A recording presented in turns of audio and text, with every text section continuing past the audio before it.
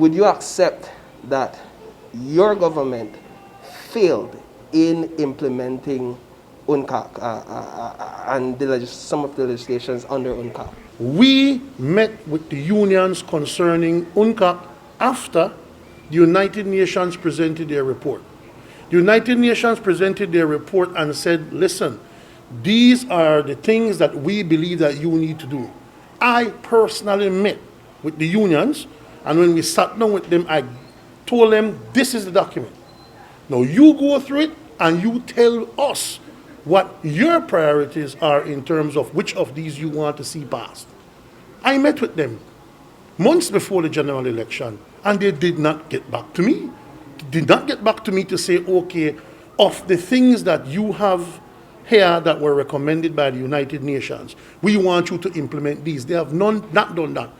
I believe that there's a high chance that when I gave them the document, they didn't even read it.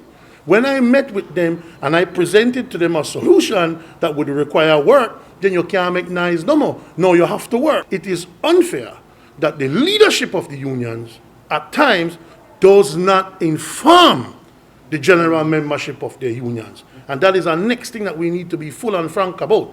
Sometimes the leadership not tell the general membership what is the result of their talks with the government, especially with the UDP. Now, if we sit with the unions, give them the document, go through it, tell us what you want to see change, and we don't hear from them at all, then how is it that we have failed? Is that to say that the unions are being disingenuous in saying that the UDP administration was not serious about good governance and full implementation of UNCAC? If they're saying that, then they're being disingenuous. Now go further. If they're saying that, then they're lying. The Prime Minister instructed me after he met with the unions. He said, Mr. Attorney General, before you recommend the list to Cabinet of the laws that need to be passed, sit with the unions and see which of the laws are their priority.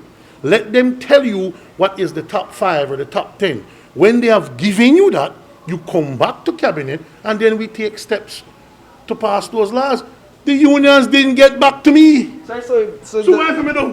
Why for me do? But then that's you putting the blame on the union for the reason why the United Democratic Party did not implement any of these legislation.